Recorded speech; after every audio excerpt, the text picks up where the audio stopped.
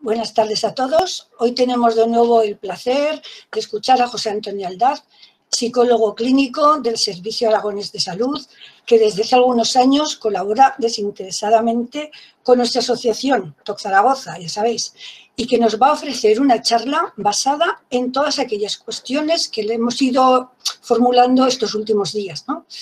Estoy segura de que, como es habitual, sus palabras van a ser interesantísimas, nos van a resultar de un gran interés. Para los que estéis con nosotros por primera vez, os hago una pequeña semblanza de José Antonio, muy resumida, es especialista en TOC, psicólogo clínico, como he dicho, con una gran experiencia en el tratamiento de este trastorno, habiéndose formado y ejercido su profesión no solo en España, sino también en Reino Unido, en Estados Unidos. Y asimismo es también autor de 2 libros con temática, relacionados con la salud mental. Uno de ellos específicamente con el TOC, titulado Obsesiones y compulsiones. Actualmente, como he mencionado antes, ejerce su profesión de psicólogo clínico en un centro la unidad de salud mental del Centro de Salud José Ramón Muñoz de Zaragoza. Además, imparte cursos y charlas de formación a personal sanitario y a otros colectivos. También os puedo decir que ha intervenido en programas, en entrevistas en la radio y la televisión aragonesa. Bueno, os dejo con él, sin antes agradecerle en nombre de TOC Zaragoza y de todos los presentes su generosa disposición y la gran ayuda que va a proporcionarnos a todos con sus palabras. Gracias, José Antonio. Muchas gracias, Pilar, y gracias a la Asociación TOC Zaragoza por invitarme a dar esta charla. Quiero agradecer también a Paloma por la asistencia técnica y por todo el esfuerzo que ha hecho para coordinar esto. Voy a empezar como la otra vez con una pequeña presentación de unos 15-20 minutos y después pasaremos a las preguntas que habéis enviado. Y si da tiempo dentro de la duración de la charla, pues podemos añadir alguna más que podéis hacer a través del chat o, digamos, verbalmente.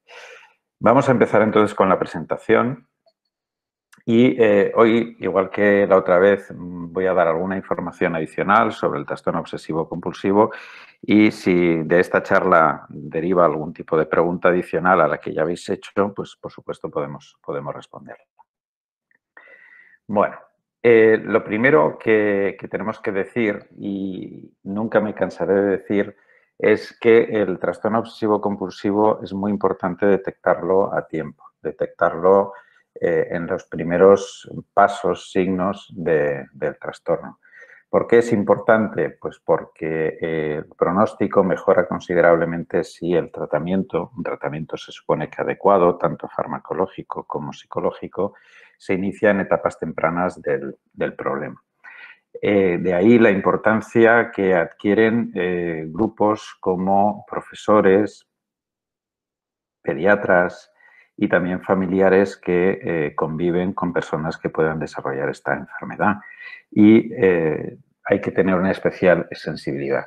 Esa sensibilidad se nutre en parte también de información y la labor que hacen asociaciones como TOC Zaragoza y los profesionales que nos dedicamos a la divulgación y también pues toda la gente que participa en este tipo de eventos es importante porque ayuda de alguna manera a que esa información luego se traduzca en una detección temprana del problema. También es importante, y esto lo he mencionado ya muchas veces, pero quiero insistir en ello, que el 50% de las personas que padecen un trastorno obsesivo compulsivo suelen presentar otro tipo de trastornos psiquiátricos, psicológicos concomitantes. Eso hace de este problema del trastorno obsesivo compulsivo un problema a veces que tiene pues, recaídas, que el tratamiento se hace más complicado y también añade, digamos, sufrimiento y dificultades a la persona que lo padece. Entonces, es importante tener esto en cuenta. Y otra cosa que es importante es el tema de las recaídas. Uno de los factores que más desanima y que más, a veces dificulta que las personas continúen con el tratamiento es que la tasa de recaídas a veces es alta, y eso es debido a que las personas que padecen un trastorno obsesivo-compulsivo suelen tener dificultades para mantener las mejorías que han experimentado con los tratamientos cuando atraviesan situaciones de estrés vital, pues, problemas laborales, problemas familiares, dificultades de diferente tipo que hacen que se puedan desestabilizar y que son situaciones que a veces provocan pues, una elevación de los niveles de ansiedad o incluso un deterioro en el estado de ánimo, lo cual pues, suele llevar a una reactivación o una reagudización o intentos de reagudización del trastorno obsesivo-compulsivo. En ese sentido, como veis en la siguiente imagen, aproximadamente siempre que hay un trastorno concomitante al trastorno obsesivo-compulsivo, hay unos que son más frecuentes que otros. En el porcentaje más alto están los trastornos por ansiedad. Habitualmente trastornos por ansiedad generalizada, crisis de pánico, crisis de ansiedad. Y también en una segunda posición, aproximadamente el 60% de las personas que tienen comorbilidad suelen tener trastornos de tipo afectivo. El más habitual es el trastorno depresivo mayor, pero también puede haber trastornos bipolares y otro tipo de trastornos asociados del espectro afectivo. Y hasta un 30% tiene trastornos por tics, que es una cosa que a veces pasa más desapercibida. En algunos casos incluso puede haber trastornos psicóticos, bien sea esquizofrenia, trastornos paranoides y demás. O sea que es una patología que se lleva bien con otros trastornos y que además se nutre y a veces aprovecha la presencia de esos trastornos para potenciarse. Aquí tenéis un poquito pues, el amplio espectro de posibles trastornos que una persona con TOC puede tener concomitantes a su trastorno principal, que en este caso podría ser el trastorno obsesivo-compulsivo. Por lo tanto, estamos hablando de un problema importante a la hora de entender el trastorno obsesivo-compulsivo. Otra cosa, aquí me vais a disculpar que haya puesto en inglés el recorte, pero básicamente lo que quería decir es un poco cómo afecta el trastorno obsesivo-compulsivo a la calidad de vida de las personas. En esa tabla tenéis bueno, pues, la mayoría de las personas pues tienen diferentes problemas asociados. Por ejemplo, aproximadamente el 50% de las personas que tienen trastorno obsesivo-compulsivo consiguen casarse o se casan, pero hay un porcentaje elevado de personas que tienen un divorcio o digamos, no consiguen estabilizar una relación de pareja. Aproximadamente el 37% de las personas que tienen un TOC suelen tener problemas de empleo o son desempleados crónicos y esta cifra se eleva al 63% si además de un trastorno obsesivo-compulsivo tienen otro tipo de trastorno asociado, bien sea un trastorno depresivo, un trastorno por ansiedad, es decir, el desempleo está por encima de la media y además suele ser de larga duración. Además tienden a tener, fijaos, cerca del 87%, en el caso del TOC y en la comorbilidad un poquito menos, tienden a tener trabajos, digamos, de bajo nivel de cualificación, lo cual dificulta pues, que tengan ingresos razonables para poder sostenerse y llevar una vida autónoma. El nivel de ingresos en muchos casos es muy reducido o más reducido que la media y suelen tener además más probabilidad de tener intentos de autolisis o suicidio. A lo largo de la vida, entre el 57 y el 60% de las personas que padecen TOC pueden en algún momento tener ideas o intentos de suicidio y esos intentos pues muchas veces pues tienen consecuencias o bien secuelas físicas y sobreviven al intento, o a veces también fallecen en ese contexto. Y también, como veis aquí, con el cursor, un porcentaje que ronda casi el 20-25% tienen algún tipo de consumo de tóxicos. Entonces, es una enfermedad que a veces pues, las personas recurren a marihuana, alcohol y otras sustancias para poder, digamos, manejarse con todo el sufrimiento emocional que implica. Disculpa, Sí. José Antonio, que te interrumpa. Están diciendo en el chat si podrías activar la cámara. No sé si, porque dicen que les cuesta más seguirte. No sé si... Sí, yo era por no distraer, pero vamos, sí. Si eso activa la cámara, no hay problema. Un Es que lo han momentito. dicho varias personas y digo, bueno, lo que tú quieras, pero bueno, simplemente que lo sepas, que lo han dicho. Sí, no hay ningún problema. Gracias y disculpa. Sí, como decía, una de las características que definen el trastorno obsesivo-compulsivo es que hay casi tantos contenidos como personas lo padecen. Es decir, no hay un contenido favorito que explique cualquier contenido puede invitar al trastorno a asociarse a un pensamiento intrusivo, a una imagen o a una sensación de tipo intrusivo. Pueden ser contenidos de lo más variado, de tipo contaminación, simetría, pueden tener que ver con necesidades de comprobación, de tipo religioso, de tipo escrupuloso, de tipo sexual, de conteo, juegos matemáticos, juegos mentales. Es decir, la variedad es infinita y en esa variedad, digamos, lo que se refleja es pues, los diferentes contextos en que cada persona se mueve. Y también tiene muchos formatos. Normalmente cuando hablamos de trastorno obsesivo-compulsivo pensamos que las obsesiones son pensamientos. Y es verdad que en un porcentaje no muy reducido, es decir, importante, sí que hay pensamientos, pero otras veces no hay presencia de pensamientos intrusivos, sino que a veces son sensaciones que no tienen un formato cognitivo del tipo pensamiento. Pueden ser sensaciones de asco, que no se conceptualiza como un pensamiento, sino es la sensación de asco que todos en algún momento hemos tenido en alguna circunstancia. Bueno, pero esto en el contexto del trastorno obsesivo-compulsivo. Otras veces hay sensaciones de que algo no está correcto. Simplemente no se puede racionalizar qué es lo que no está correcto, pero algo no está correcto. A veces puede aparecer en forma de impulso por hacerse daño, impulso por perder el control y hacer daño a terceros, impulso por realizar conductas inapropiadas, etcétera. Y en ocasiones también pueden ser imágenes, no tienen un componente verbal, sino un componente visual. Imágenes que normalmente suelen ser aterradoras, imágenes que suelen ser desagradables o que son intolerables para la persona que las padece. Y finalmente también pueden presentarse en forma de recuerdos que acceden a la conciencia en contra de la voluntad de la persona que lo padece y que se convierten en un pensamiento intrusivo o en una, secuencia intrusiva que les lleva al malestar que luego pues, lleva el ritual y lleva todo lo demás. Las compulsiones también tienen una gran variedad de formas.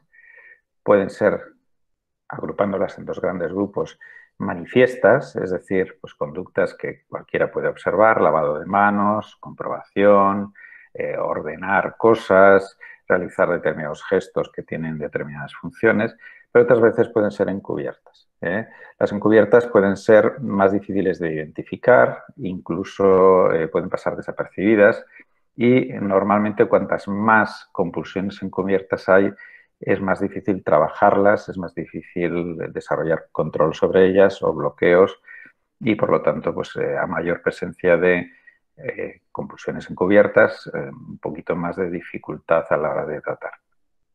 Muchas veces las compulsiones tienen un componente automatizado, es decir, la persona no es consciente de que está realizando esas conductas, bien sea porque se han repetido tantas veces que pasan a lo que se llama un procesamiento automático, es decir, la persona no es consciente de que está realizando la compulsión, si bien lo está haciendo, y otras veces son tan sutiles que a veces pasan desapercibidas para la propia persona que las hace. En ese sentido, es importante el papel que tenéis los familiares a la hora de ayudarnos a los profesionales a valorar estos elementos, porque muchas veces el paciente, al no ser consciente de esos elementos que están ahí, no los verbaliza cuando se hace la entrevista o la valoración clínica y, sin embargo, son importantes detectarlos para poderlos trabajar con exposición, con prevención de respuesta, etc.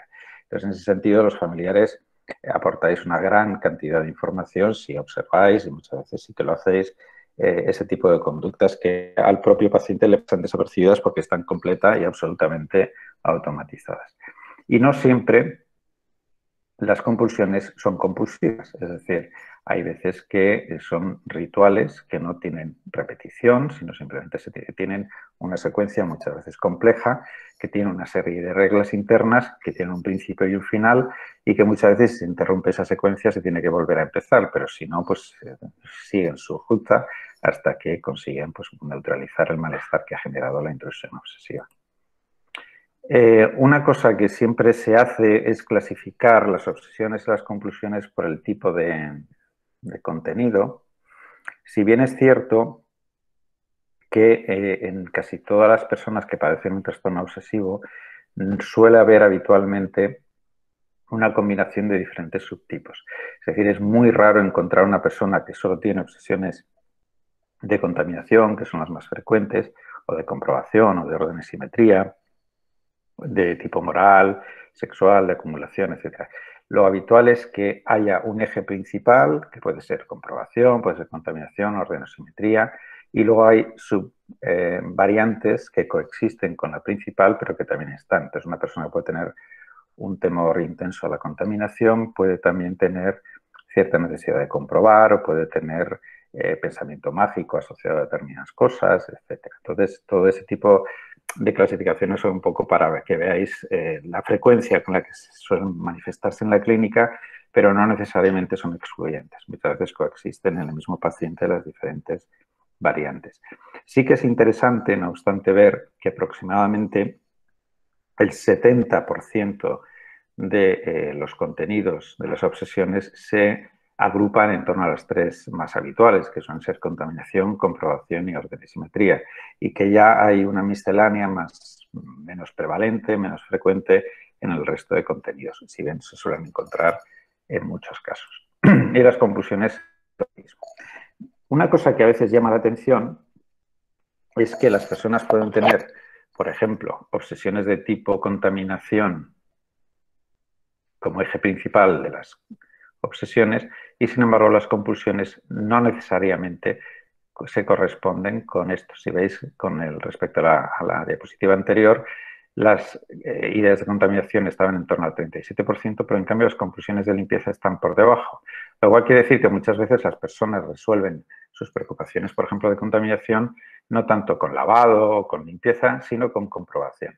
Pues asegurándose de que no tocan, haciendo las cosas. Entonces, bueno, pues digamos que la complejidad del trastorno lleva a estas aparentes cruces de situaciones que a veces parece que no tienen una relación unas con otras.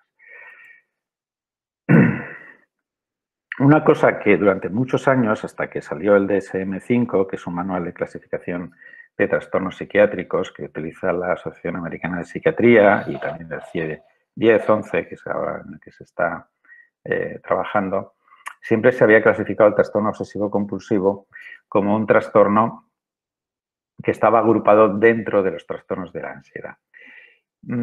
Esa clasificación a mí siempre me había parecido inadecuada porque el trastorno obsesivo-compulsivo sí que tiene algunas características de algunos trastornos por ansiedad, pero va más allá. De hecho, ahora ya no se habla del trastorno obsesivo-compulsivo como un trastorno de ansiedad, sino que se habla de trastornos del espectro obsesivo, como si fuera una entidad aparte, propia, con sus propias características y probablemente con su propio sustrato neuroanatómico, bioquímico y psicológico, con lo cual, digamos que hemos conseguido separar un poco de los trastornos de ansiedad porque, entre otras cosas, casi siempre los trastornos de la ansiedad se han considerado como patología menor, digamos, comparado con trastornos afectivos como la depresión o psicóticos como la esquizofrenia. Y eso a veces ha llevado a minusvalorar o a, bueno, minimizar el impacto del TOC en las personas, cosa que es un error. Y que, como sabéis, yo siempre he defendido que puede ser uno de los trastornos, y de hecho es uno de los trastornos más graves que una persona puede padecer. Entonces, digamos que no es exactamente un trastorno por ansiedad porque, a diferencia de los trastornos de ansiedad, nunca remite sin tratamiento, es decir, no hay remisión espontánea, cosa que en algunos trastornos de ansiedad sí que la hay, al cabo de un tiempo, pues el trastorno remite. Además, incluso con un tratamiento adecuado, tiene una tasa de recaída mucho más alta que en los trastornos de ansiedad, en torno al 30-40%, Y esta tasa de recarga del 30-40% es cuando hay un tratamiento adecuado, porque si no lo hay, la tasa puede llegar al 70, 80 y 90%. Y luego hablaremos de eso. Hay más dificultad para inhibir intrusiones y conductas que en los trastornos de ansiedad, por lo tanto tiene una cualidad más intrusiva, más agresiva y no suele ser habitual la remisión completa, entendido por completa la ausencia total de síntomas de todo tipo.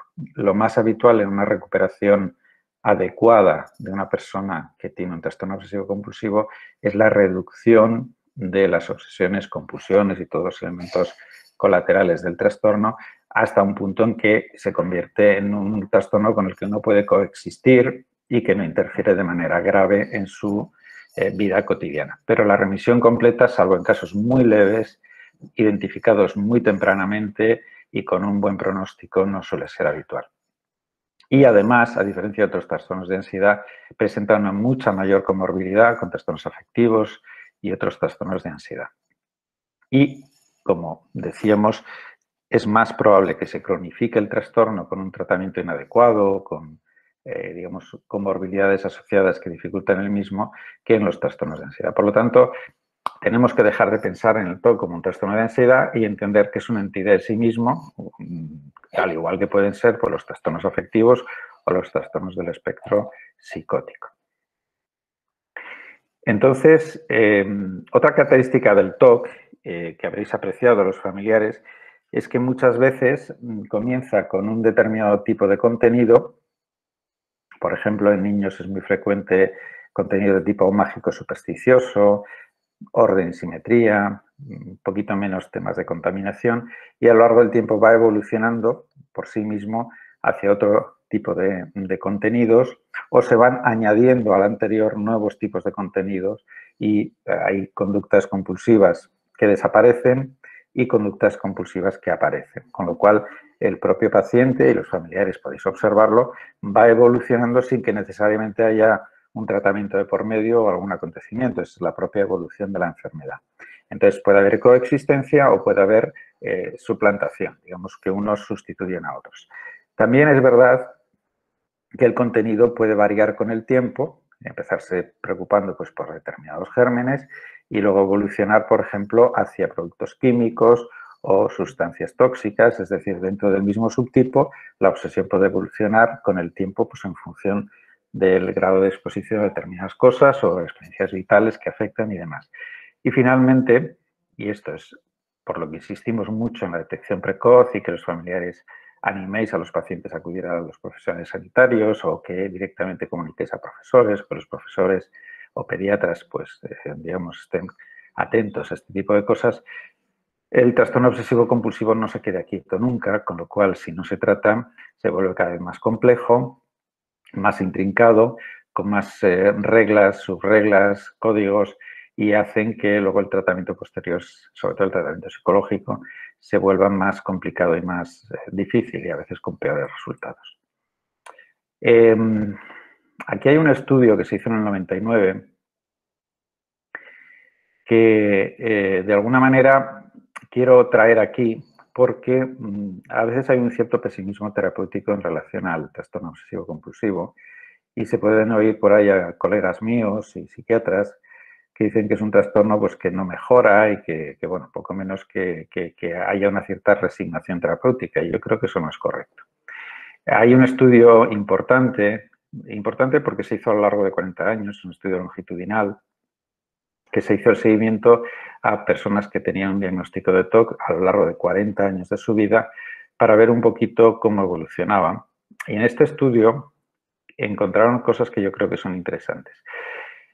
Antes de hablar de los porcentajes, que ahora los comentaré, tengo que decir que todos estos pacientes recibieron un tratamiento adecuado desde el principio y había programas de continuidad de cuidados en todo momento. Es decir, esto formaba parte de una clínica que se dedicaba exclusivamente al cuidado del trastorno obsesivo compulsivo y que tenían un programa, digamos, especializado, con medios, con programas de continuidad, no solamente en la parte clínica, sino de ajuste laboral, soporte social, asesoramiento, digamos, para encontrar empleo, es decir, había todo lo que debería haber en una unidad de tratamiento especializado de TOC, que algún día, si queréis, hablamos de ello, o hoy mismo, si nos da tiempo, cómo debería ser.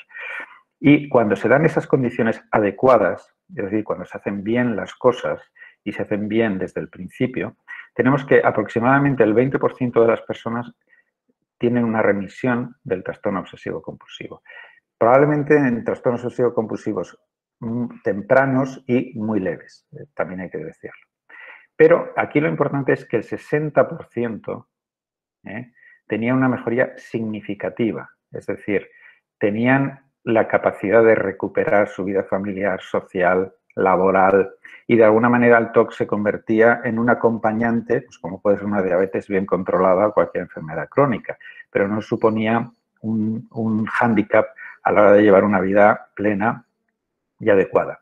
Y desgraciadamente, se hicieran bien las cosas y de alguna manera se hicieran mejor, el 10% no tenía ningún tipo de mejoría y otro 10% no solamente no mejoraba, sino que empeoraba y evolucionaba hacia un cuadro grave, crónico y deteriorante.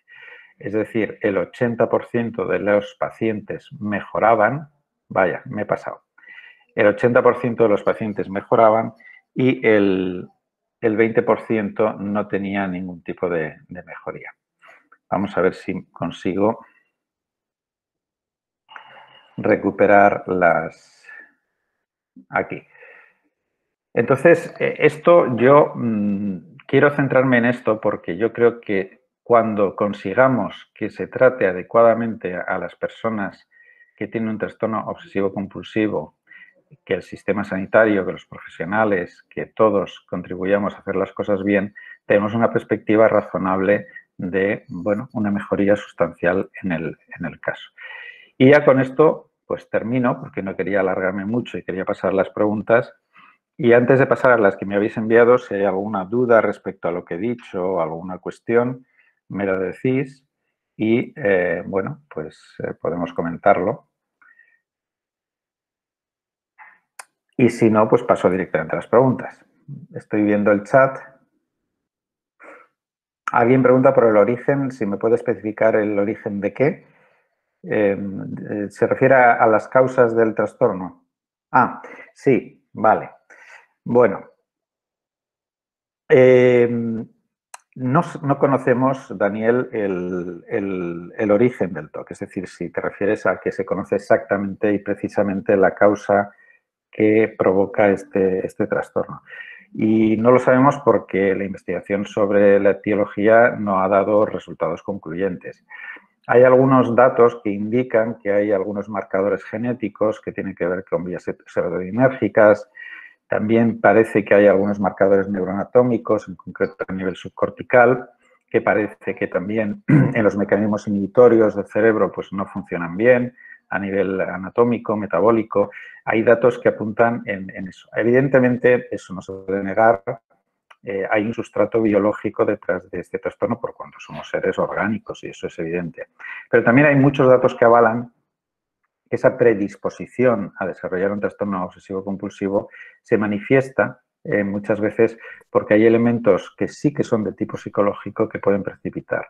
De alguna manera, lo que parece ser es que puede haber una vulnerabilidad. Cualquiera no puede desarrollar un TOC, pero sí es verdad que algunos que podrían desarrollar un TOC no lo desarrollan si de alguna manera no entra en una dinámica psicológica de tipo obsesivo, que tiene que ver con cómo procesan la información, esos sesgos cognitivos, cómo los consolidan y digamos que eso hace que de alguna manera se manifieste.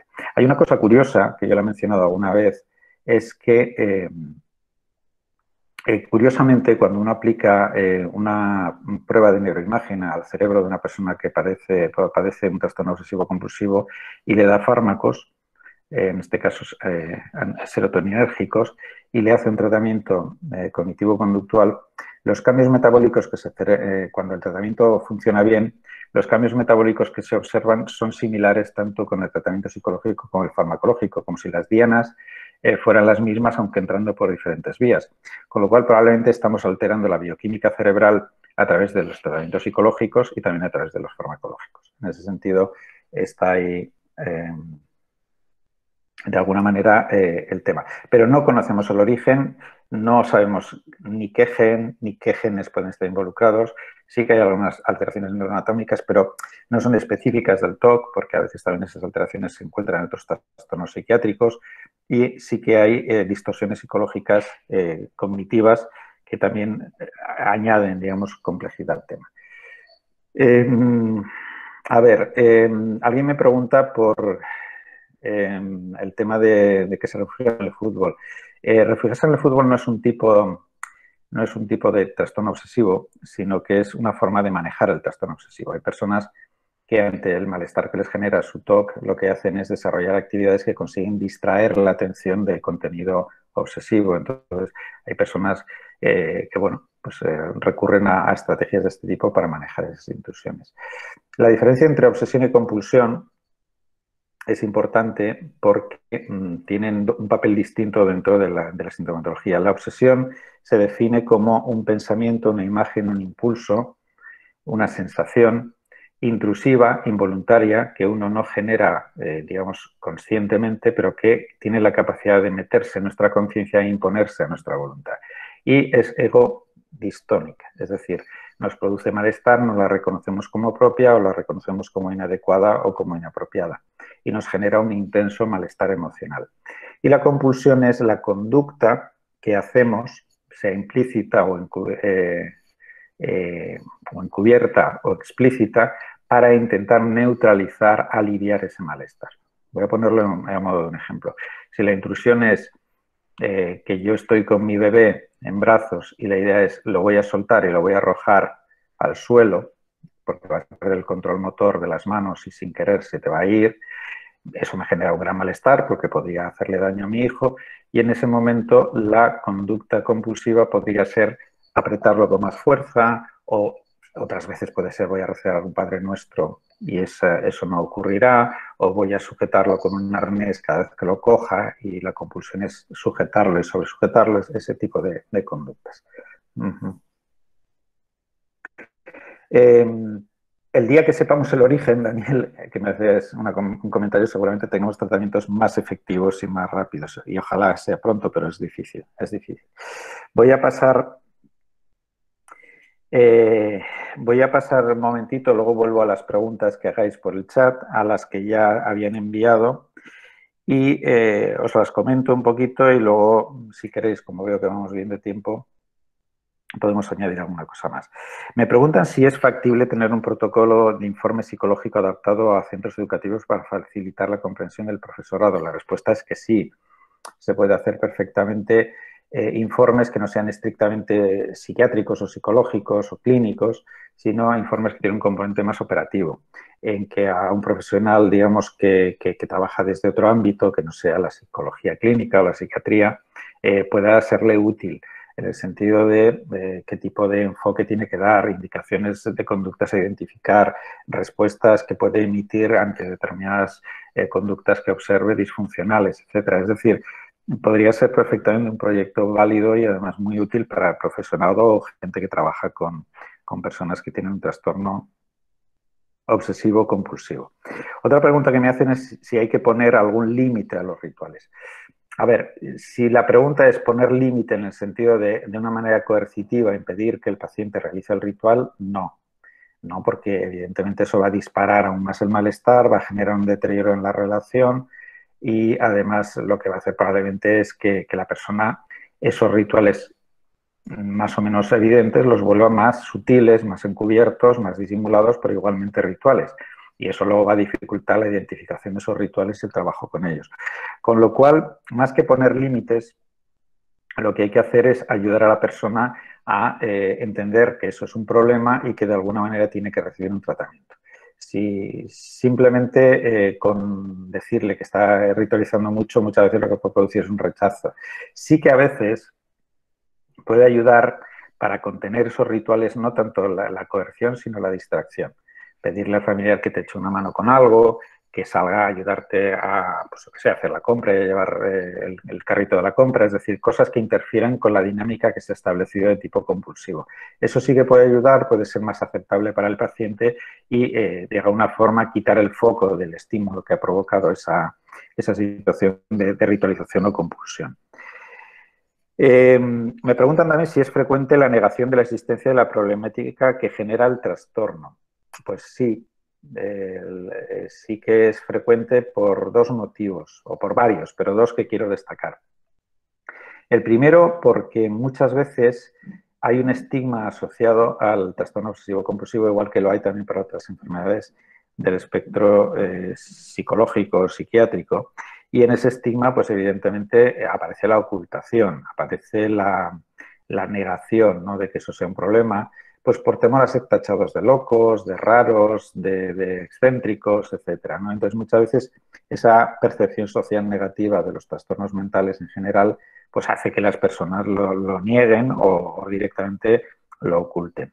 Y otras veces, sobre todo cuando el trastorno obsesivo-compulsivo ha dominado ya casi toda la vida de la persona y prácticamente es indistinguible lo que es la personalidad del paciente, de lo que es el trastorno obsesivo-compulsivo, el paciente lo identifica con su forma de ser y de alguna manera coexiste con él. Entonces, te encuentras con personas que te dicen, no, es que yo soy muy ordenado. Y dices, hombre, una cosa es ser ordenado y otra cosa es invertir 2 horas para colocar 3 camisas. Pero de alguna manera la negación aparece por el lado de la adaptación. Se adaptan a ello, asumen que son así y conviven con ello, lo cual dificulta que pidan ayuda o que reconozcan que la necesitan. Eso genera a veces tensiones con los familiares, tensiones con amigos, tensiones con el entorno. Y eso, pues evidentemente es un problema. ¿Qué puede hacer la familia cuando el afectado cae en depresión y no le motiva nada? Pues puede hacer, lo primero, invitar a la persona que se deprime en el contexto de un trastorno obsesivo-compulsivo a pedir ayuda inmediata a los profesionales. Hay que intentar que cuando aparece un episodio depresivo rápidamente se ajuste el tratamiento farmacológico y se ajuste el tratamiento psicológico para que ese episodio sea lo más breve posible e interfiera lo menos posible en la evolución del TOC. Pero sí que es verdad que a veces cuando las personas caemos en depresión, lo que nos apetece es aislarnos, inhibirnos, encerrarnos, dejar de acudir pues, con los amigos, contactar con el entorno, etc. Entonces, ahí lo importante es que tomen conciencia de la relación que hay entre el trastorno depresivo y un empeoramiento del trastorno obsesivo. Y que un tratamiento, un reajuste farmacológico, un enfoque, digamos, terapéutico rápido pueda cortar ese episodio. Como familia, ¿qué puedes hacer? Básicamente, con ternura, con comprensión, con empatía, animar al paciente que está deprimido y que además pues, seguramente sufre una reagudización de su trastorno obsesivo a participar en la vida familiar, aunque sea en menor medida, tener un poquito de vida social, aunque le apetezca poco, igual ajustar la vida social a lo que él puede aguantar o ella puede aguantar. Un poco mantener lo que se llama la activación conductual.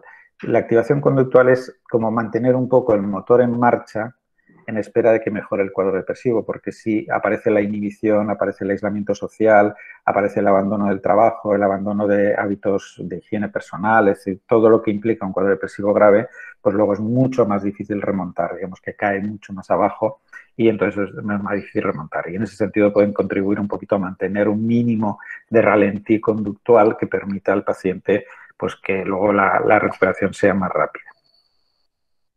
Me hacen una pregunta muy extensa que la voy a resumir porque son como 8 líneas, pero básicamente lo que me dicen es que tienen un hijo de 18 años que ha sido diagnosticado de un trastorno obsesivo-compulsivo y a raíz de un incidente por una cuestión familiar, pues aparece un poco el típico caso de rebeldía adolescente, es decir, que te digo una cosa, luego te digo la contraria, primero cambio de opinión e intento, bueno, pues mezclar. En este sentido quiero dejar clara una cosa. Una cosa es que un adolescente o un joven tenga un TOC y otra cosa es ese momento vital evolutivo de la persona que puede tener conductas pues, disruptivas de este tipo. Que una persona tenga TOC no quiere decir que no tenga que someterse a ciertas reglas familiares, cierta disciplina y que cuando se porta mal pues tenga una consecuencia, sea la que sea, pues que puede ser monetaria, puede ser retirada de determinados privilegios, etcétera, etcétera. Es decir, que no olvidemos que tener una persona en la familia con un trastorno obsesivo-compulsivo no le exime de pues, comportarse con respeto, no le exime de cumplir las normas familiares, ni le exime de nada de eso. Al contrario, es importante que el TOC no se mezcle con esa etapa, porque entonces tenemos ya, hay una mezcla de trastorno obsesivo-compulsivo, crisis, digamos, disciplinaria en el entorno familiar y eso complica todo. Si algo no está bien hecho, pues no está bien hecho. Y si tienen una rabieta, pues tienen una rabieta y eso tendrá una consecuencia que los padres deberían manejar. En ese sentido, no hay gran diferencia con respecto a un hijo que no tenga un trastorno obsesivo compulsivo, al menos en lo que se refiere al manejo. Siempre y cuando esa rabieta no tenga que ver con el trastorno obsesivo compulsivo. Me explico. Si el problema es que yo necesito ducharme durante 2 horas porque no puedo parar de hacerlo, porque mi TOC me engancha, evidentemente eso no es una conducta desafiante ni disruptiva, sino que es parte del síntoma. Otra cosa distinta sería que si yo tengo que recoger mi cuarto y mi TOC no me afecta a recoger mi cuarto, más allá de que quiera o no recoger el cuarto, pues si, digamos, la norma familiar es que el cuarto tiene que estar mínimamente recogido, pues eso es exigible independientemente del TOC. Otra pregunta es si el familiar, cómo debe actuar ante una compulsión, si debe ignorarla, si decirle que se tranquilice, que si tiene el apoyo, etcétera. Bueno, ante una compulsión, lo que no conviene contenerla, físicamente o verbalmente deja de hacerlo o intentar pues, que no haga determinadas cosas porque lo que va a generar es un aumento de la tensión de la persona que está haciendo la compulsión y probablemente pues, una disputa o un enfado entre el familiar y el paciente.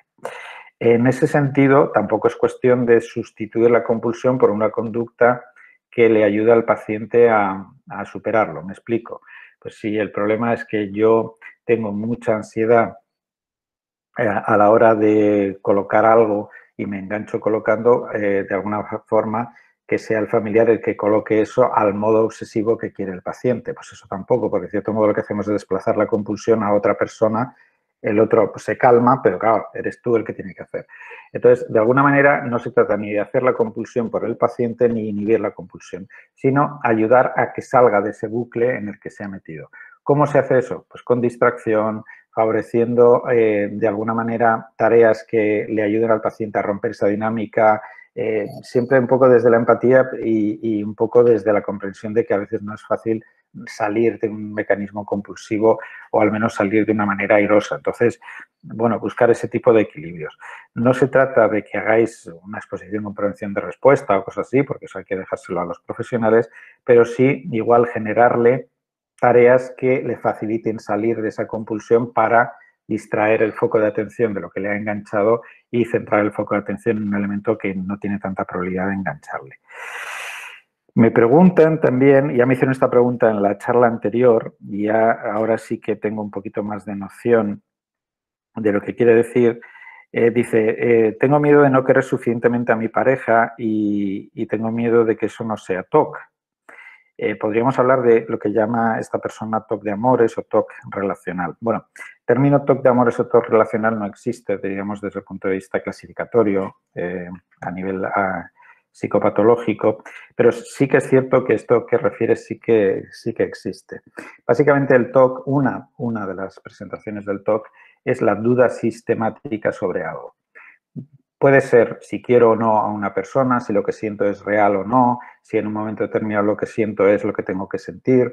Ese juego es muy parecido a otro tipo de TOCs donde la duda juega el eje principal. Son TOCs que tienen que ver con la duda. Y puede ser la duda de si he cerrado bien la puerta, si lo que he dicho es lo correcto, si me he entendido correctamente. Entonces hay pacientes, por ejemplo, que tienen un TOC de expresión verbal, es decir, te dicen de 1000 maneras distintas una cosa en un intento de que sea preciso y exacto y se entienda bien, porque dudan de si han conseguido dar con la palabra adecuada o con el adjetivo adecuado y demás. Entonces, en ese contexto es un TOC de duda, un TOC el TOC se nutre mucho de la duda, de generar dudas sobre si lo que recuerdo es lo correcto o era de otra manera, o la necesidad de si lo que he hecho es lo correcto o no, porque dudo si lo he hecho bien o mal. Entonces, entra en ese contexto. Como os he dicho antes, el contenido varía mucho de una persona a otra. Entonces, hay una persona que, por ejemplo, puede dudar respecto a sus memorias o si lo que está usando es un lenguaje adecuado y otras veces sobre los sentimientos que uno tiene hacia alguien o hacia algo. Entonces, entraría dentro de eso.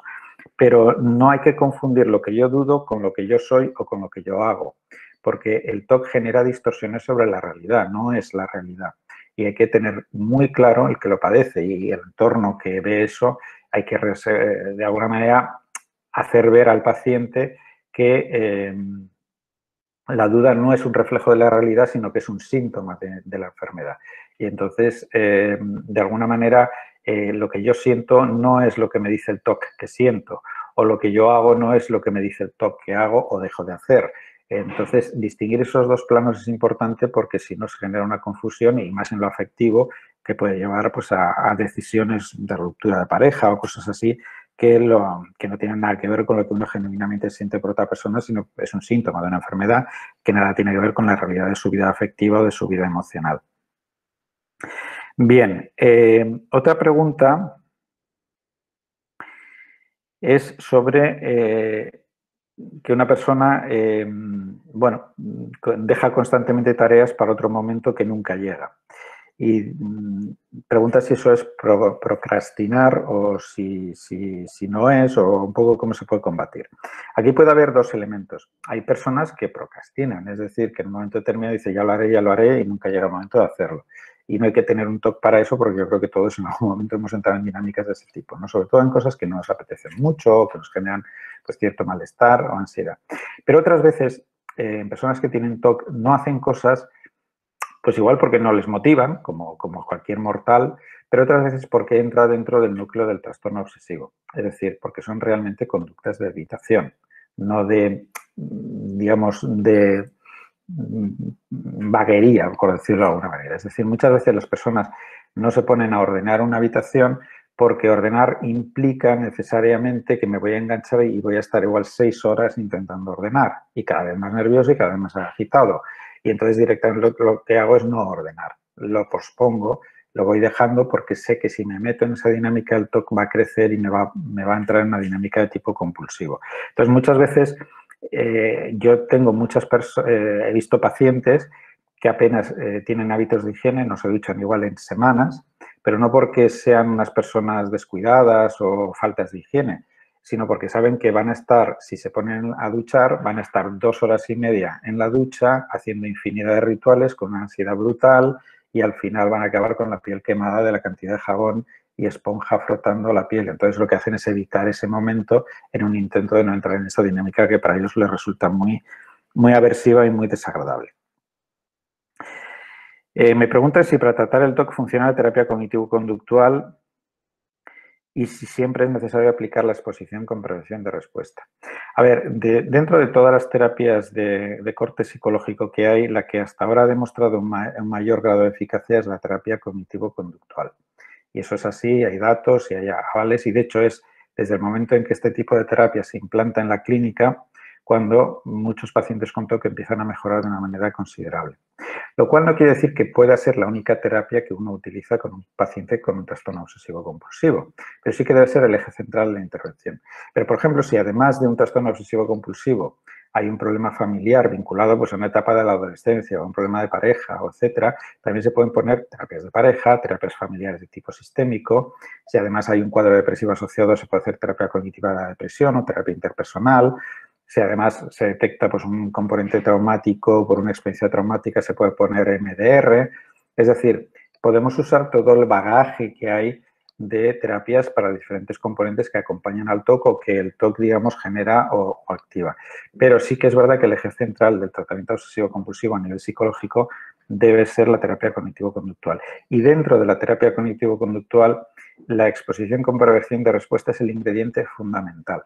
Dentro de la terapia cognitivo-conductual hay muchas técnicas incorporadas a ese paquete de terapias y de alguna manera hay a veces que uno usa una y hay veces que uno usa otra, pero el EPR, la exposición con prevención de respuesta, de un modo u otro siempre tiene que estar presente. Es el ingrediente central de ese tipo de intervenciones. Por lo tanto, la respuesta sí, es necesario aplicar EPR en todos y cada uno de los casos en los que una persona tiene un trastorno obsesivo compulsivo. Bueno, me preguntan cómo encontrar especialistas de TOC para el tratamiento de un adolescente con TOC. Si una de las cosas importantes para el éxito del tratamiento es que el psiquiatra y el psicólogo sean especializados en TOC. ¿Qué se puede hacer después de 8 años de tratamiento? Bueno, no conozco el caso particular. A ver, como en todo en esta vida, cuanto más uno conoce de una cosa, suele ser mejor a la hora de tratarlo. Es decir, ocurre en los trastornos psicopatológicos, ocurre en un cardiólogo y ocurre en un neurólogo. Es decir, cuanto más uno conoce el trastorno, más conoce los tipos de tratamiento que se hacen, más formación tiene en eso, es mejor. Sí que es verdad que la mayoría de los profesionales tienen un conocimiento razonable del trastorno, pero es verdad que en los casos sobre todo más complejos, más graves, con mayor comorbilidad, se exige quizás un ámbito más especializado.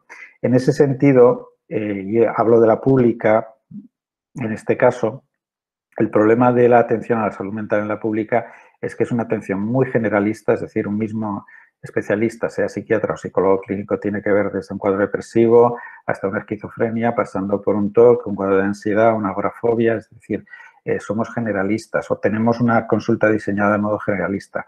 La solución a eso sería, y lo he dicho muchas veces y lo seguiré diciendo hasta que me dejen, es que en trastornos mentales graves, cuadros psicóticos, trastornos bipolares, trastornos de la conducta alimentaria, trastornos obsesivo-compulsivos, es necesario que haya unidades especializadas, sobre todo para los casos más graves, casos que requieren un tratamiento intensivo, donde, digamos, la enfermedad no va a mejorar con una aproximación generalista. Hay casos leves, casos menores, que sí con una aproximación generalista mejoran y mejoran bien.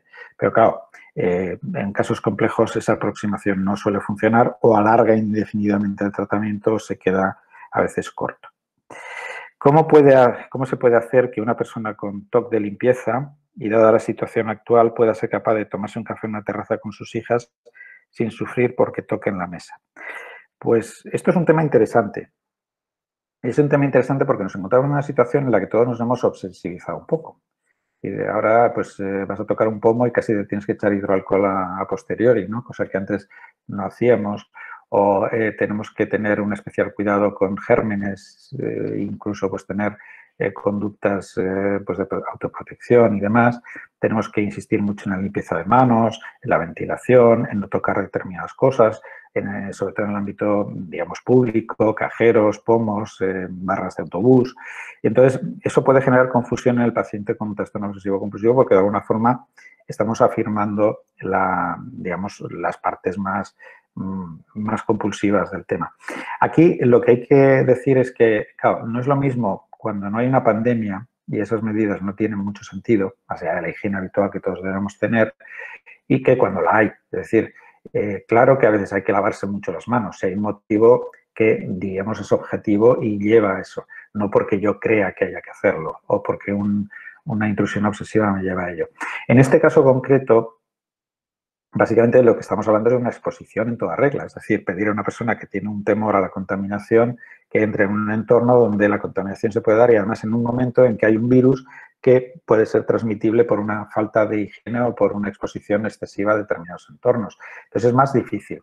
De hecho, no hace falta que las personas tengan TOC para que eviten bares, eviten supermercados, pues bueno, pues porque son conscientes del riesgo. Pero en términos generales, si no hubiera una pandemia, la forma es hacerlo de una forma gradual, es decir, no se puede poner a una paciente que no tiene recursos para enfrentar esa situación directamente enfrentarla porque lo más probable es que o bien tenga que compulsionar, hacer compulsiones o bien directamente puede tener una crisis de ansiedad en ese contexto. Hay que hacerlo en un contexto terapéutico, programado, bien estructurado y demás. ¿De acuerdo? Bien, más cosas. Los familiares, ¿cómo podemos ayudar a la recuperación de un afectado por el TOC? ¿Qué hacer o decir o qué hacer y no decir? Bueno, los familiares tenéis un papel muy importante, pero no tenéis el papel de ser terapeutas. El terapeuta tiene que ser el profesional que tiene esa formación. Tenéis el papel de acompañar, comprender, empatizar, de alguna manera acoger a esa persona, animarla a seguir en momentos críticos del tratamiento, el intentar dotarle de un entorno familiar acogedor, un entorno familiar a la vez exigente en el sentido, bueno, pues de que ese esfuerzo que puede estar haciendo en un tratamiento, pues merece una recompensa y merece un apoyo. Ese es el papel de la familia. También tenéis un papel terapéutico, pero en un sentido distinto. Y es, por ejemplo, no ser punitivos con las conductas compulsivas del paciente, porque lo que va a hacer es que el paciente se estrese, el paciente va a percibir esa hostilidad, va a ocultar los rituales, va a esconderlos, y eso dificulta luego el tratamiento posterior. Pero tampoco acompañar al TOC en sus necesidades. Es decir, pues que te exija para que tú entres en casa, el paciente obsesivo, que tú te desnudes y que te cambies de ropa antes de entrar en casa. O no me puedes dar el beso de bienvenida si en un momento determinado no te lavas tú antes la cara. Ese tipo de conductas no se puede entrar en ese juego porque en el fondo estás entrando en el juego obsesivo y estás reforzando el trastorno obsesivo. Entonces, el familiar tiene que mantenerse en su salud. Es decir, yo hago lo que tengo que hacer y si soy una persona pues que llego de la calle, pues me puedo cambiar de ropa pues porque tengo ese hábito, pero no porque tú me lo pidas. O puedo lavarme las manos porque estaba en el autobús y evidentemente pues una higiene de manos es adecuada. O en un momento determinado puedo entender que traigo los zapatos sucios de la calle y me gusta más ir con zapatillas en casa, pero no porque el paciente lo exija o porque la persona condicione su relación con el familiar en base a sus necesidades de tipo obsesivo-compulsivo. Y en ese sentido es acoger, animar, hacerle ver esas disfunciones, hacerle ver las consecuencias de esas disfunciones y ayudarle a que pida ayuda profesional y que la reciba. Y luego si el terapeuta o los terapeutas os piden una contribución puntual en un momento determinado, un acompañamiento, os piden que le ayudéis en recuperar su vida social o en que tenga actividades de ocio, pues por supuesto colaborar con esa demanda por parte del terapeuta. ¿Cómo saber si un familiar fomenta el TOC de su familiar? Pues básicamente si tiene una actitud condescendiente y complaciente con las demandas obsesivas del paciente. Pues si para poder hacer algo con el paciente, ese algo viene condicionado por una demanda de tipo obsesivo del paciente. Pues no me puedes abrazar si no te duchas antes, pues eso es contribuir al TOC. O no puedes entrar en mi habitación si antes no te desinfectas los zapatos, sería otra forma de hacerlo. O ordéname tú las cosas como yo te digo para que yo me sienta bien con ese orden en el armario. Pues estás en el fondo contribuyendo al TOC, estás desplazando el ritual de uno a otro, pero en el fondo es un ritual y cumple la función de calmar la intrusión obsesiva. Entonces, todo ese tipo de cosas no ayudan. No ayudan porque fomentan y refuerzan las conductas de tipo obsesivo-compulsivo. ¿Qué hacer cuando un afectado se aísla? Pues básicamente poco más que recordarle las consecuencias de un aislamiento en cuanto a empobrecimiento en la red social, posible pérdida de empleo, posible pérdida de contactos reforzantes, etcétera. Es decir, el aislamiento, que no es infrecuente en algunos pacientes TOC, es una forma que ellos tienen de recurrir para manejar el exceso de malestar emocional. Se aíslan, reducen la cantidad de estímulos que utiliza el TOC para activarlos y alterarlos y a partir de ahí pues pierden otro tipo de funcionalidades a base de ese aislamiento. Otra pregunta que me hacen es qué pautas hay que seguir cuando el afectado ha comenzado a dormir mal a causa de los pensamientos intrusivos obsesivos, que le acechan cuando deja una actividad y por lo tanto pues su capacidad atencional está a disposición de esos píos y va progresivamente trasnochando hasta que se cambia un poco el ritmo circadiano. Bueno, el cambio de ritmo circadiano es un problema, pero no solamente en el TOC, sino en cualquier cosa, porque desplazamos las horas de descanso y las horas de vigilia a momentos en que socialmente no son adecuados. Si uno duerme de día y está de noche, pues lo que hace es que tiene menos contacto familiar, es probable que no pueda ir a trabajar porque está durmiendo, es probable que no tenga vida social, porque la vida social se da en determinados momentos del día y va empobreciendo su campo, digamos, personal. Además, también las alteraciones del sueño suelen deteriorar el estado de ánimo y suelen elevar el nivel de ansiedad, con lo cual es probable que el TOC se reagudice en ese contexto de una mayor comorbilidad con trastornos de ansiedad y trastornos afectivos. Ahí es importante insistir en la importancia de mantener un horario, digamos, de sueño-vigilia adecuado. Es importante que pueda utilizar tareas distractoras si a la hora de ir a dormir puede en un momento determinado pues haber más intrusión obsesiva porque hay menos estímulos que compitan, tareas distractoras como programas de radio, música, que tenga de fondo una televisión que le ayude un poquito a focalizar la atención en elementos externos y no en los pensamientos intrusivos. Es decir, estrategias que le permitan acabar conciliando el sueño de una manera efectiva. Si el sueño no se concilia con esas estrategias, a veces un poquito de medicación que produzca sedación y que produzca la facilitación de la entrada en el sueño también puede ser de utilidad y puede ser legítimo en ese contexto. Otra familia pregunta que su hija ha sido diagnosticada recientemente de un trastorno obsesivo compulsivo, que la psiquiatra del Servicio de Aragones de Salud le ha dicho que no iba a encontrar un psicólogo especialista en TOC ni en la pública ni en la privada porque no lo hay. Bueno, eso es una afirmación demasiado rotundas. Sí que hay algunos, pocos, pero los hay. Y vuelvo a lo que decía antes. Lo que hay una necesidad imperiosa en todas las comunidades autónomas es que haya como mínimo una unidad de referencia especializada sobre trastornos graves o en trastornos, digamos, que requieren un tratamiento más especializado. Hasta que no tengamos eso, pues vamos a tener el eterno problema de gastarnos el dinero en la privada o estar con poca frecuencia de tratamiento en la pública porque la pública no puede abastecer de esa necesidad. ¿Qué tipos de actividades, ejercicios se pueden hacer para desarrollar habilidades sociales, empatía, si las tiene poco o mal desarrolladas? Pues bueno, hay programas de entrenamiento en habilidades sociales que forman parte a veces de la fase de recuperación cuando una persona ha tenido un TOC muy grave durante mucho tiempo y ha perdido su red social o está deteriorada, y a veces también la habilidad social inherente a esa interacción pues se ha deteriorado. Entonces, hay programas de entrenamiento en habilidades sociales, pero básicamente las habilidades sociales se hacen interaccionando socialmente. Entonces, lo que hay que hacer es una aproximación gradual al entorno social. No es cuestión de quedar con todos los amigos de golpe, si uno lleva mucho tiempo fuera, pero sí elegir, por ejemplo, aquellos amigos que sean más cercanos, que en un momento determinado le generen menos malestar al paciente, que puedan entender en un momento determinado las dificultades del paciente, para que vaya recuperando esa capacidad de interacción, que son a veces habilidades tan básicas como qué conversación tengo, de qué hablo, bueno, pues todas esas cosas que a veces ayudan a que un contacto social sea agradable y exitoso. Pero sí que es importante hacerlo de una manera progresiva, intentar que la interacción social sea positiva, que aunque sea breve, aunque sea elegir actividades sociales que inviten a repetir, que inviten a volver a hacerlo, a volver a intentarlo y entender esas dificultades. Por lo tanto, tampoco exigir interacciones muy prolongadas en contextos sociales complejos, con gente que igual el nivel de afinidad o confianza no es muy alto. Entonces, en esa progresividad pues irá mejorando la relación social y poco a poco pues el paciente se sentirá más capaz. Luego, en las interacciones sociales hay variaciones que tienen que ver con la personalidad. Hay personas que son muy sociables, que tienen una gran necesidad de interacción social, y hay personas que tienen menos necesidad.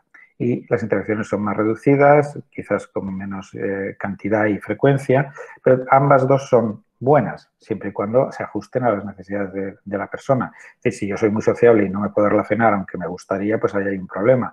Pero si yo soy una persona que, pues igual con salir una vez a la semana, ver una película con un amigo, tomar una hamburguesa, ir a casa, me encuentro socialmente realizado, pues está bien, tampoco pasa nada. Es decir, no, la relación social en sí misma no es buena ni mala, es la cantidad que yo necesito y el modo y forma de esa relación la que me va a ayudar a sentirme bien con ese contexto.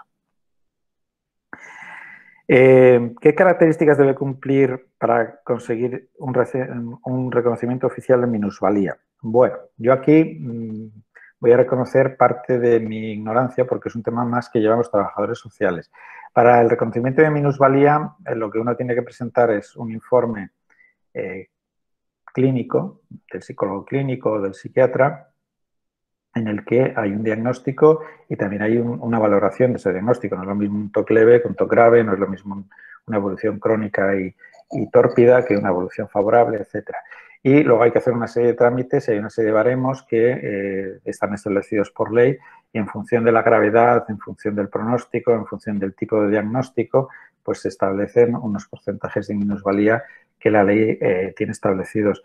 El gran problema es que muchos trastornos mentales están minusvalorados, es decir, si una persona tiene un cuadro esquizofrénico, pues normalmente no tiene mayor problema de que se le reconozca una minusvalía, pero un TOC grave a veces tiene más dificultades porque no se entiende muy bien el trastorno, no siempre los profesionales que valoran esto conocen bien a fondo los TOC y entonces, bueno, eso a veces dificulta.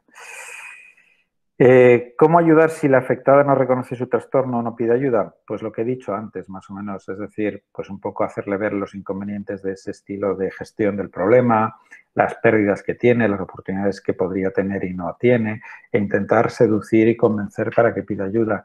Muchas veces, más que presionarle en un sentido negativo, es animarle a que pruebe a ver.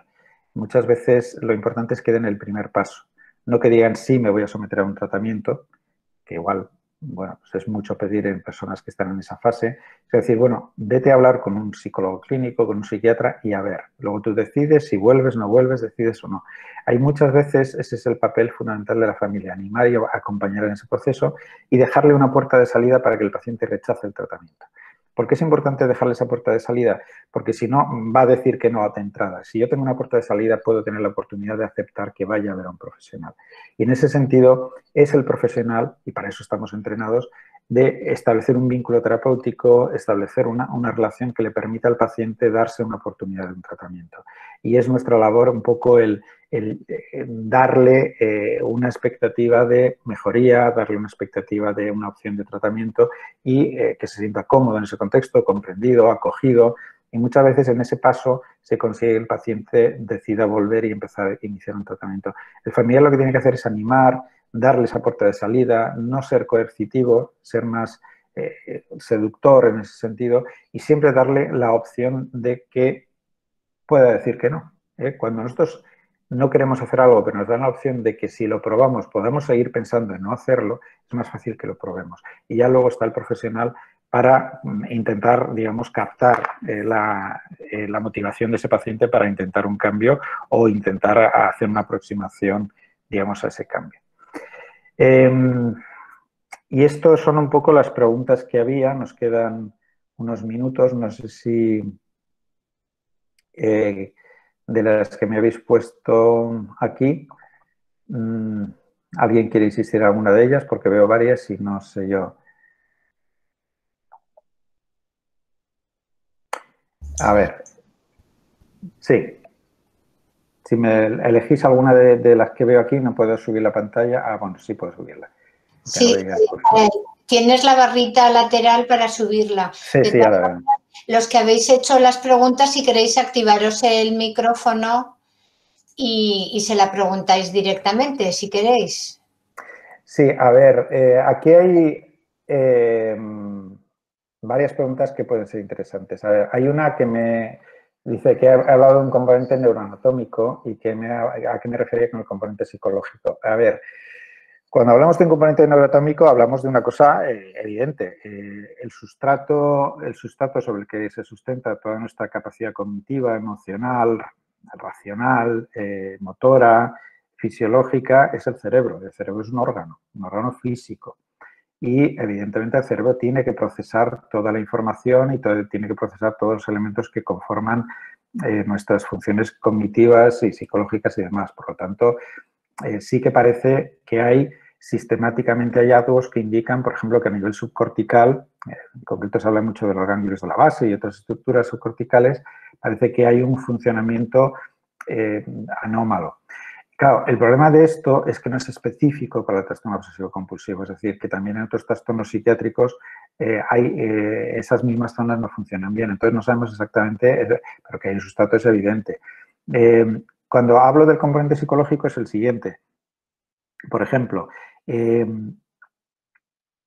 cuando una persona recibe solamente un tratamiento farmacológico que afecta a las vías serotoninérgicas y mejora en el cuadro, si tú retiras ese tratamiento farmacológico, aproximadamente, más o menos los estudios hablan de que un 90% de las personas a lo largo de las próximas semanas o meses van a recaer, van a sufrir una recaída.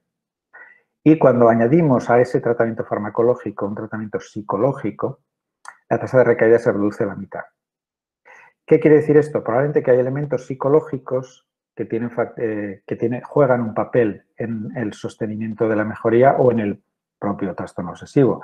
Cómo un paciente maneja las distorsiones cognitivas producidas por las intrusiones obsesivas, cómo maneja la ansiedad, cómo de alguna manera aprende a manejar de una manera obsesiva todo el ciclo, digamos, el bucle obsesivo. Todo eso son aprendizajes disfuncionales que el paciente desarrolla conforme aparecen los primeros síntomas.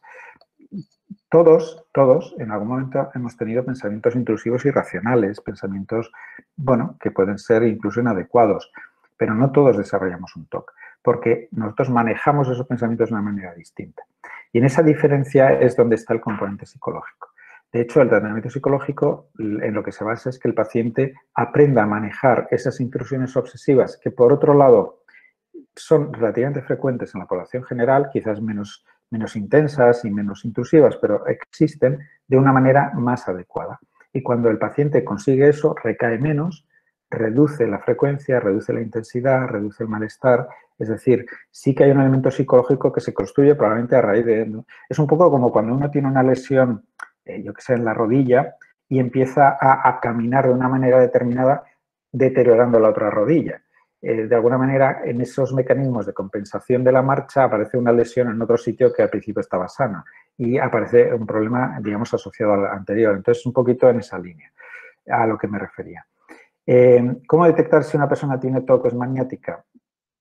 Básicamente porque cuando una persona es maniática, hablamos más de una personalidad obsesiva. Pues, por ejemplo, la personalidad obsesiva normalmente es una personalidad, pues bueno, igual ordenada, planificadora, sistemática, más o menos contenida, que busca pues cierto equilibrio emocional a base de la contención y demás. Y eso es egosintónico, es decir, yo me identifico con mi forma de ser y me siento bien siendo así y me parece estupendo ser así.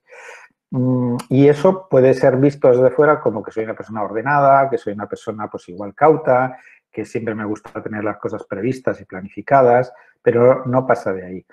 Cuando una persona tiene un TOC, sufre, padece, no quiere tener ese pensamiento, no se reconoce en ese pensamiento, no se identifica con él, lo vive como ajeno, lo que pasa es que impuesto y no puede controlarlo. Entonces, esa es la diferencia entre un rasgo de personalidad y una enfermedad, un trastorno mental.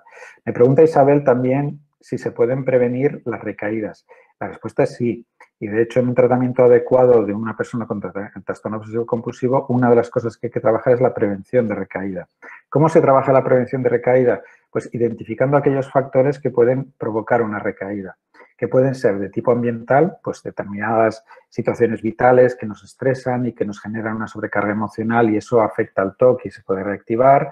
Es saber identificar a tiempo los primeros indicativos de que el TOC se está reactivando para bloquearlos y para de alguna manera no dejar que cojan potencia y a partir de ahí perdamos el control sobre el proceso.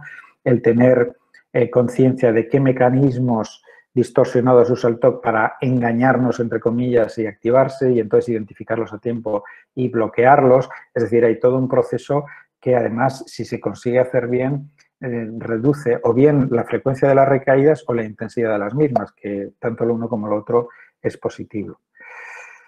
Me pregunta Ana Cristina si hay un discurso compulsivo, hablar en exceso. A ver, ese podría ser yo, porque a veces me enrollo mucho, pero bueno. Sí que hay un lenguaje obsesivo, y de hecho está bastante estudiado.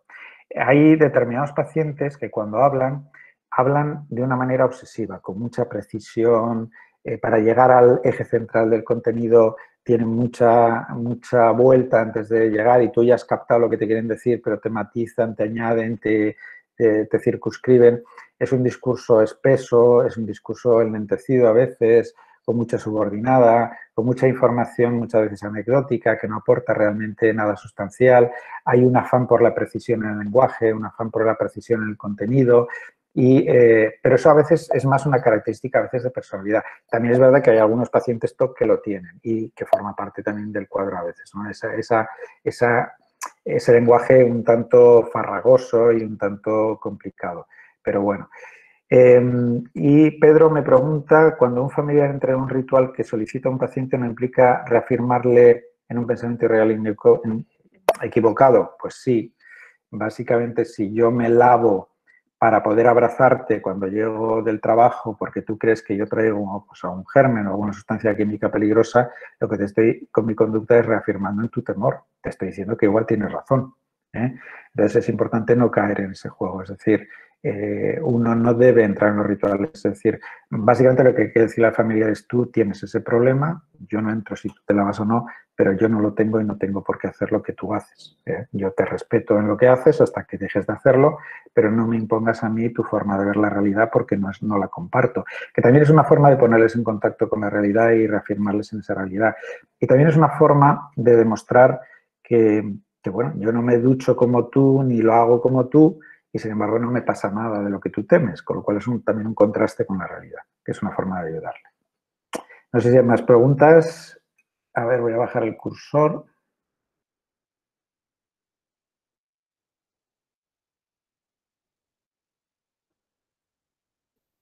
Me hablan de contactos de psiquiatras o psicólogos especializados en TOC. Yo no me siento ahora con la capacidad de recomendarlos. Me preguntan que qué opino sobre combinar el tratamiento psicológico con otras intervenciones diferentes de profesionales del ámbito social y educativo. Esto me lo pregunta Angélica, pues me parece fundamental. De hecho, el abordaje del trastorno obsesivo compulsivo bien hecho debería ser un abordaje multidisciplinar. Es decir, tan importante es que controle el sueño o que el estado de ánimo esté compensado con un antidepresivo o que sepa los mecanismos del TOC y lo sepa bloquear y manejarlo psicológicamente, como que recupere su vida social, tenga ciertos recursos para encontrar trabajo, recupere pues, su formación académica para tener un plan vital que le ayude a mejorar la calidad de vida, recupere sus aficiones, sus hobbies, su deporte, todo aquello que da una vida. Si algo hace el TOC, nos quita todo eso. Y nos quita y además nos inhabilita muchas veces. Si uno lleva 8 o 10 años con un TOC grave, pues igual lleva 10 años sin quedar con una chica o con un chico, o sin ir al campo a hacer cosas y pierde un poco esa capacidad. Entonces es importante tener terapeutas ocupacionales, trabajadores sociales, recursos sociales, gente especializada en reinserción laboral. Todos esos ámbitos son fundamentales, vamos, y así debería ser, porque si no se queda en esto.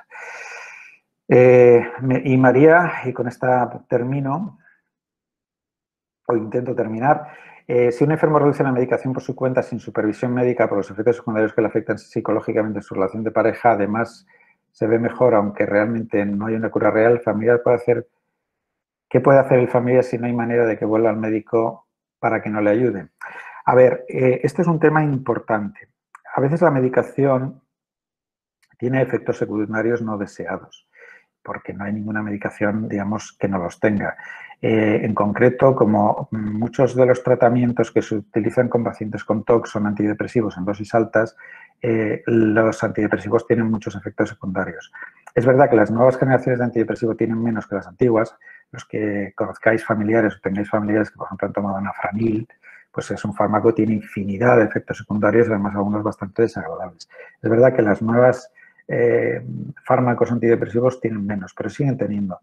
¿Y cuáles son? Pues muchas veces aumento de peso, muchas veces sedación, muchas veces disfunciones eréctiles o disminución de la libido, es decir, cosas que dificultan la calidad de vida del paciente. ¿Qué hay que hacer en ese sentido? Pues básicamente dos cosas. Una cosa que no se hace mucho y se debería hacer más por parte de mis colegas los psiquiatras es informar antes al paciente de sus efectos secundarios, porque muchas veces dices, tómese esto, y luego el paciente se encuentra que engorda, que pues, sus relaciones de pareja se ven afectadas, etcétera. Entonces, todo eso es importante informar. ¿Por qué? Porque así el paciente decide si lo toma o cómo lo toma o asume la consecuencia que si durante unos meses me va a pasar esto, lo asumo como un coste adicional. Y otras veces lo que hay que valorar es una relación entre el beneficio terapéutico de una dosis y el efecto secundario que genera. Y a veces hay que negociar con el paciente o el psiquiatra negociar con el paciente, pues igual ajustar una dosis para que igual el efecto terapéutico no sea tan potente, pero a cambio recupere pues una calidad de vida en otros sentidos que el paciente también valora. Si tú quieres estar a gusto con tu pareja y de alguna manera el fármaco te lo impide porque estás muy sedado, porque no te apetece salir por esa sedación, pues eso evidentemente también repercute. En general, los pacientes, si se les da información, se les da alternativas, se negocia con ellos la dosis o el cambio de fármacos si los efectos secundarios son intolerables y probar con nuevos fármacos. Es decir, si hay una comunicación real entre el psiquiatra y el paciente, muchos de esos problemas que se dan con la medicación remiten. Cuando se impone, se obliga, no se informa, pues suele haber más problemas. Cristina me habla de centros educativos y quién podría realizar ese protocolo. Ese protocolo habría que realizarlo con un equipo multidisciplinar entre profesionales de la salud mental y profesionales de la educación. Primero porque los de salud mental, pues conocemos un poco la psicopatología, pero no conocemos ni el ámbito educativo, ni las técnicas pedagógicas, ni los problemas, y entonces, bueno, pues habría que combinar esos dos campos de conocimiento para dar con un protocolo que se ajuste a las necesidades de los centros, pero a la vez que reconozca pues un poco las características propias de esta patología. Y la educación es importante por varios motivos, porque muchas veces se identifican los TOC en el ámbito educativo, otras porque el TOC puede interferir con el rendimiento académico y personas que tienen un potencial académico alto pues ven mermada su capacidad de formación, incluso su proyección profesional a futuro, y porque además no sería la primera vez que un paciente, un niño o un adolescente que tiene un trastorno obsesivo compulsivo empieza a experimentar las primeras dificultades de relación social, bullying, etcétera, en el ámbito educativo, porque evidentemente pues se les ve a veces como extraños, que hacen conductas anómalas, que se aíslan o que tienen conductas repetitivas, y eso pues a veces si el profesorado no está sensibilizado y no lo detecta a tiempo, puede llevar a situaciones de bullying, puede llevar a problemas para terminar un examen porque el paciente se enganche en la lectura o le surja una duda sistemática y se bloquee, y hay más que nada hay que facilitar o disminuir el impacto de la enfermedad en el rendimiento académico, en la interacción en el entorno académico, en la socialización que se produce a través del proceso educativo, etcétera. Entonces, eso sí que es importante.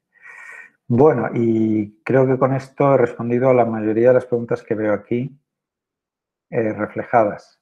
No sé si hay una última, pero esta vez por voz, si alguien la quiere decir, y si no, pues damos por terminada esta charla hasta la que tengamos en primavera. ¿Ninguna pregunta? Muy bien. Paloma, no sé si me oyes. ¿Retomas tú el control? Solamente una cosita antes de que hable Piluca, porque con lo del protocolo para los centros educativos, decir que en estos últimos años con la asociación y la colaboración de José Antonio Aldaz y de Esther y de otros psicólogos, tenemos hecho un documento de adaptaciones, en este caso para la Universidad de Zaragoza, para alumnos afectados de TOC, de comportamientos o de, sobre todo, pautas que los profesores pueden hacer o sobre todo que deben no hacer, o sea, cosas que les puedan perjudicar. No es que sea perfecto, pero puede ser algo que puede servir y que puede ayudar, no solo a los alumnos del nivel educativo de la universidad, sino de otros niveles educativos. Entonces, bueno, es un primer inicio de documento, pero efectivamente habría que avanzar mucho en esa dirección. Estamos haciendo cursos en la universidad, en la universidad de verano, el año pasado hicimos uno y este año está previsto otro, en esta dirección, porque es un tema realmente muy importante. En los centros educativos se pasa mucha parte de la vida de los afectados por TOC cuando suele surgir, y entonces el cubrir bien ese campo nos parece, por todas las partes implicadas, familiares, profesores, psicólogos, muy importante, y estamos en ello. Si a alguien le interesa, desde la asociación se lo podemos hacer llegar, ¿vale? Y ya me callo, pero esto me parecía importante deciroslo, ¿vale? Efectivamente, Paloma, así es. Bueno, gracias una vez más, José Antonio. Es todo un lujo poder contar con tus conocimientos y sobre todo también, también con la forma tan clara de transmitirlos. Pero no queremos despedirnos sin antes volver a reivindicar, como también ha subrayado José Antonio, unidades de TOC en la sanidad pública. Es básico, es elemental. Bueno, aquí en Aragón nos hemos cansado de visitar a las autoridades, pero bueno, a ver si algún día por fin nos hacen caso. Quiero resaltar el hecho de que las diversas asociaciones de toda España luchamos sin tregua, sin parar, por mejorar la calidad de vida de los afectados y como consecuencia de los familiares. Como se dice en Aragón, no hablaremos, seguiremos adelante sin desfallecer, la verdad. Tenemos esperanza en que todo puede ir muchísimo mejor. Antes también de despedirnos, daros a nuestra página web, a los que todavía no la conozcáis, la de TOC Zaragoza, es fácil, las www.toczaragoza.com, ¿de acuerdo? Y damos terminada la sesión de hoy y os emplazamos para la próxima. Paloma, será en primavera, dentro de 3 meses volveremos a ver si todo va bien, lo anunciaremos a su debido tiempo. Hasta entonces, salud y abrazos para todos.